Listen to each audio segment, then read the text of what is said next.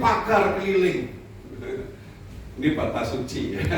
Kalau sini ini suci, situ nggak suci. Itu karena siapapun yang lewat, binatang atau manusia, pasti mati. Pasti mati. Dan itu adalah ruang di mana Allah hadir. Ketika Allah hadir di situ, maka tempat itu menjadi suci, menjadi benar-benar terisolir dari yang lainnya. Tidak ada sesuatu boleh masuk. Sangat menegangkan di Gunung Sinai itu. Demikian juga halnya ketika Yesaya melihat kehadiran Tuhan, kekuasaan Tuhan, dia tegang di situ, melihat mungkin terpaku dan kemudian dia, waduh, sudah matilah gua, gitu ya. Jadi saudaraku, pengalaman ini adalah pengalaman panggilan.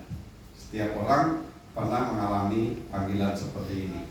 Pendiri Gereja Kemah Injil, Dr. Albert menuliskan tentang bagaimana situasinya sangat mengerikan, sesuatu yang membuat saya begitu ketakutan luar biasa.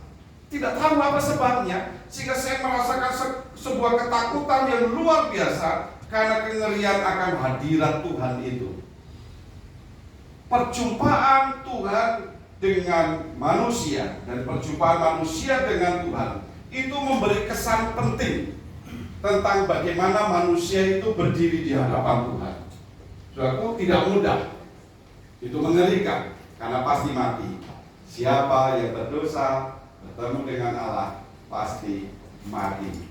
Sehingga kalau kita membaca kitab ini, maka Yesaya mengatakan, celakalah aku dalam ayat yang kelima itu. Aku pasti mati, aku pasti binasa, aku melihat Tuhan. Tidak ada seorang pun, kata Ibrani 12:14, bisa melihat apa Yesaya dengan Tuhan. Aku melihat Tuhan. Berbahagialah orang yang suci hatinya, karena dia akan melihat Allah.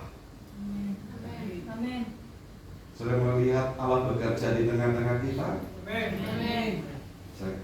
Apa yang dikasih Tuhan, perjumpaan manusia dengan Tuhan membuat manusia ada dalam keadaan ngeri, ingin binasa dan sebuah ketakutan, sehingga dia merasakan saya ini tidak ada apa-apanya ternyata dengan Tuhan.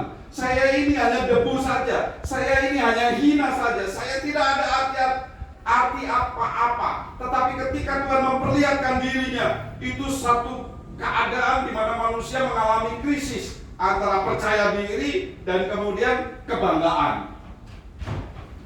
Ya. Satu kali ketika saya sedang berkhotbah begini, mau perjamuan kudus, seorang anak umur 4 tahun, kelas 4 SD. Ini anak kenapa nangis dari awal sampai selesai saya khotbah, sampai selesai ibadah dia menangis tidak ada hentinya. Lalu saya tanya, namanya Desi buat ini, anaknya Pak Glosner, orang Jerman. Saya tanya, Desi, mengapa nangis terus nak? Ada masalah apa nak? Om, saya melihat di belakang om tadi. Ada masalah di rumah tadi? Enggak. Bahagia om. Tapi kenapa menangis? Tidak tahu katanya. Maka kita sedang mengalami pengalaman bersama dengan Tuhan.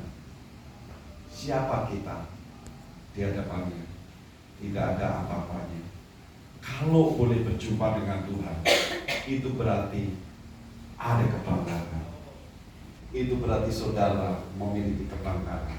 Saya tidak ada artinya Tuhan, tapi Kau buat berarti saya bisa berjumpa dengan Engkau, sehingga orang percaya dilatih.